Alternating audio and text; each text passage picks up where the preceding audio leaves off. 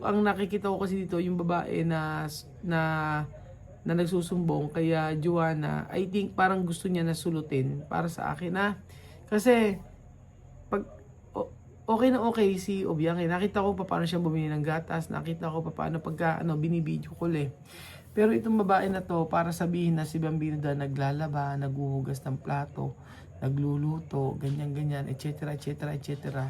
ay para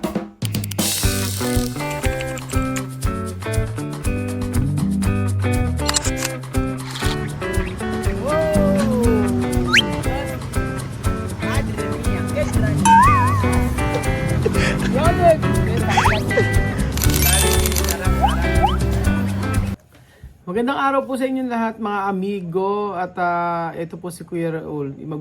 Magla-live sana ako pero pinili ko po itong i-vlog na lang. So regarding po ito sa may kaya Obiang mga amigo na kung saan ay nabalitaan ko na siya ay nagtatrabaho na. So nakangati tuloy ako. Nakangati tuloy ako. Ganito po. Si Obiang nagtatrabaho na at may work siya tapos ang kanyang dalawang anak ni Joanna ang nag-aalaga ngayon yung kanyang asawa daw. O asawa daw pero hindi pa niya ito yung hindi naman kasal, kumbaga parang kinakasama. So, syempre, ako napapaisip na naman at hindi ko alam kung ito ay tama na yun ang mag-alaga. Kung si Obiang mag-aalaga, okay pa sana. Kaso ang nag-aalaga nga po yung kinakasama ni Obiang. Maliit lang daw po yun mga amigo, para siyang maliit lang po na hindi kayang kumarga ng bata. Yun ang sabing ganon. And then, one time daw mga amigo ay ang sabi ni Joanna, hindi raw niya makontak si Obiang. So, ang ginawa niya, may taga roon na kinontak ni Joanna para puntahan yung dalawang bata. So, hindi kasi sumasagot si Obiang, hindi nakakausap ni Joanna. So, sabing gano'n ni Joanna doon sa babae na kapitbahay yata yun or malapit sa kanila, puntahan daw kasi hindi raw niya makontak si Obiang. So, syempre itong si Joanna nag-aalala sa mga anak, bakit hindi makontak si Obiang. Tapos sabi ko gano'n, si Obiang po, yung po kapatid ni Joanna nag-aalaga ng mga bata. Ngayon may trabaho na. Ngayon, sabi gano'n ni Joanna, mga amigo, bakit daw hindi sumasagot si Obiang, po pwede naman daw mag-reply kung ano na nangyayari sa mga bata. The last time na nag-usap kami ay yung pinag-usapan namin yung about sa milk ng mga bata na bumili na ganyan. Nahirapan akong kausapin siya. Kaso nga lang yung internet nila doon ay pawala-wala. Minsan meron, minsan wala. Tapos sabi sa akin, Joanna, nakakausap mo ba si Obiang? Sabi ko, oo, madalas ko nakakausap, sabi ko. Kaso may time na ako na halimbawa ngayon nakausap ko, bukas hindi. Sa makalawa makakausap ko, ganoon. Siya daw, una best na hindi raw niya nakakausap, so nag-aalala siya. Ngayon, ang ginawa daw ni Joanna, mga amigo, ay nung kinausap niya yung taga sa kanila doon para puntahan, pagkakita-kita raw niya, pumunta daw yung babae doon, ewan ko babae lalaki. Hindi ko alam kung ano, basta meron siyang inutusan doon para bisitahin ang ginagawa ng mga bata doon, nila Bambino at saka ni Liam. So, pag punta ng source ni Joanna doon kila Obiang, si Bambino daw ay nandoon naman daw at kasama si Liam. Kaso ang nagbabantay daw po ay yung kinakasama ni Obiang. Tapos ang sabing gano'n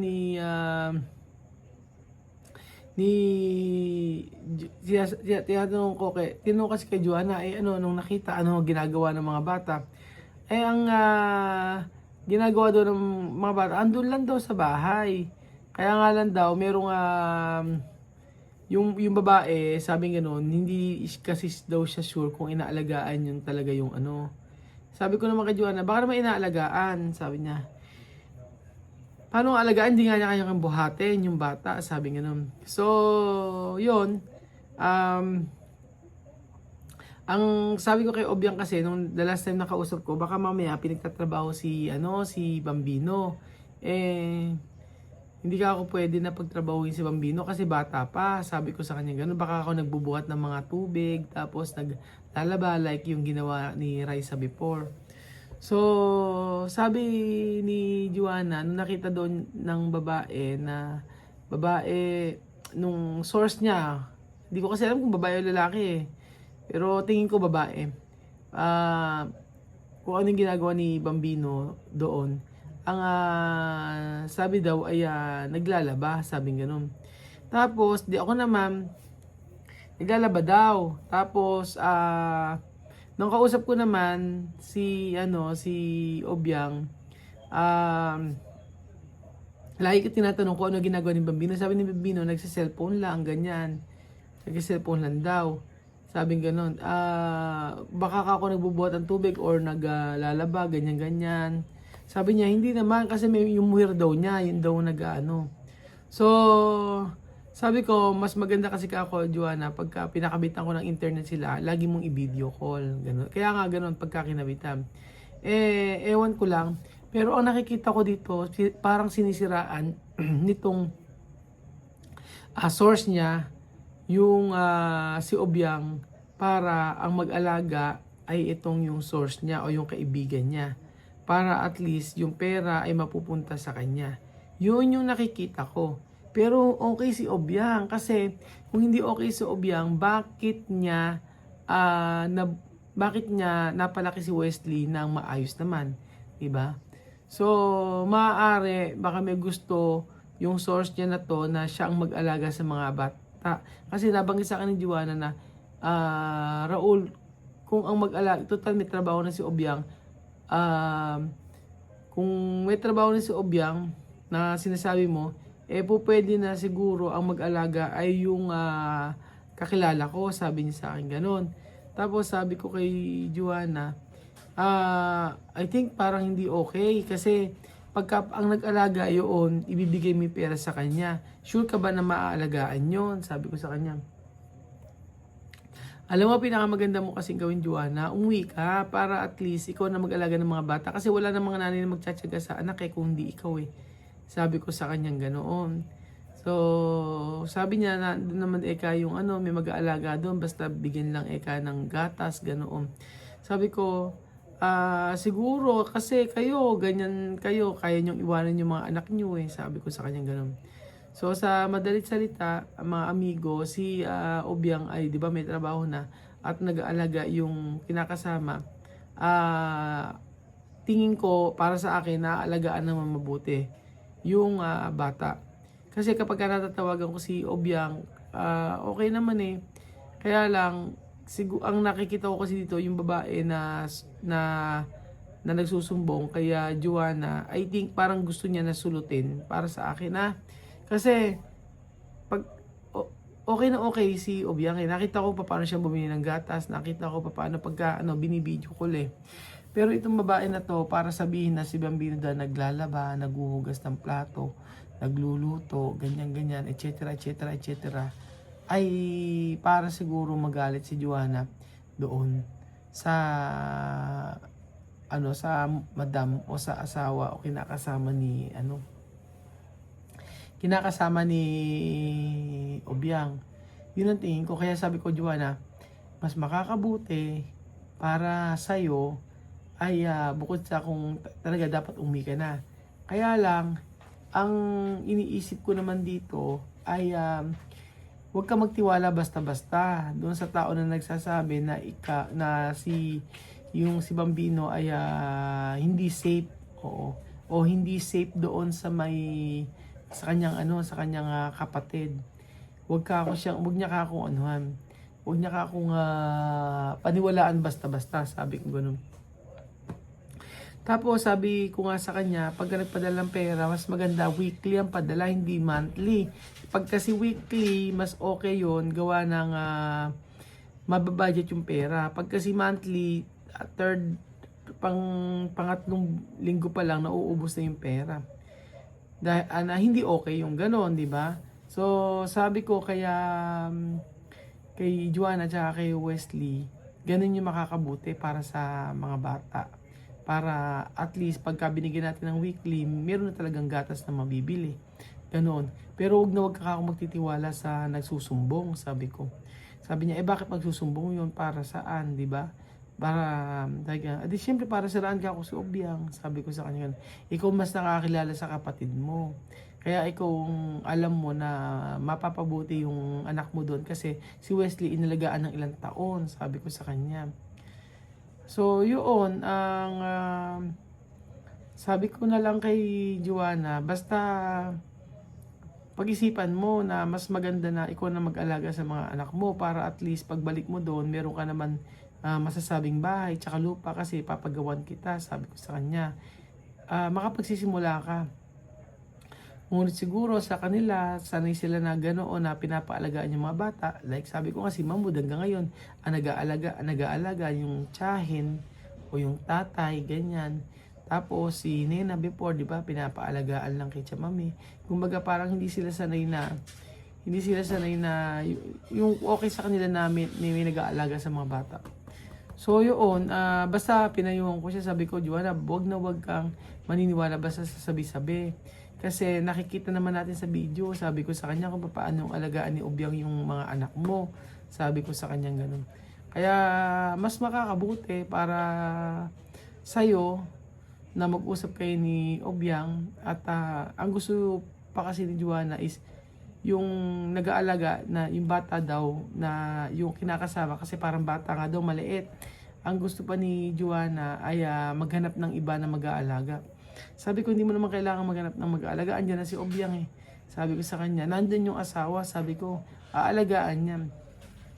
Sabi niya, hindi kilala ko yun, hindi niya aalagaan yun. Eh kung hindi pala ikaw panatag, much better na umuwi ka, di ba?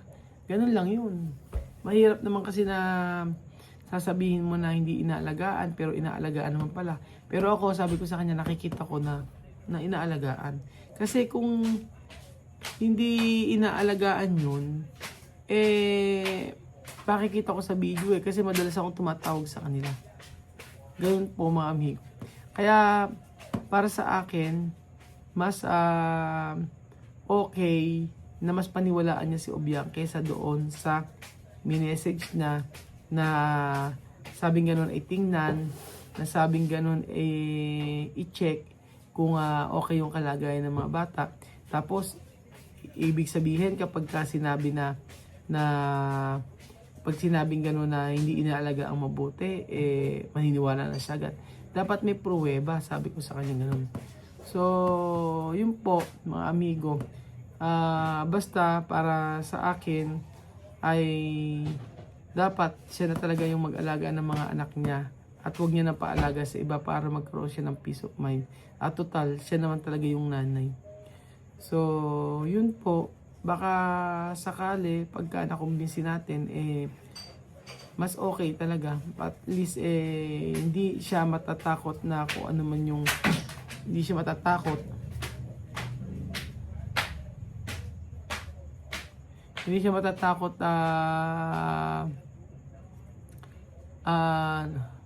ulat pa kay Lenin. Hindi siya matatakot na yung anak niya di ba, mapapahama kasi alam naman natin na iba yung nag-aalaga. Pero sa akin nga po mga amigo, mas makakabuti talaga na yun na mag-uwi na lang siya. At huwag niyang paniniwalaan yung mga nagsasabi na gano'n. Ako kasi ang ano ko kay Obiang parang ako kasi lagi ko nakakausap. Siya hindi naman niya nakakausap kasi siguro ako gaya ngayon, gayong gabi nabibideo call ko siya, nakakausap ko siya. So pag nakikita ko naman okay naman yung mga bata. Pagka tinanong ko si Bambino, saan mo gusto? Sabi niya dito raw niya gusto, doon daw niya gusto.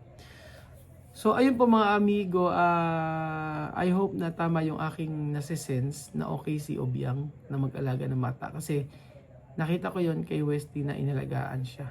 At tingin ko ganun din naman ngayon pa na nagpapadala tayo sa kanila. Eh dati ang tanong, nagpapadala ba si Joanna kay Obiang?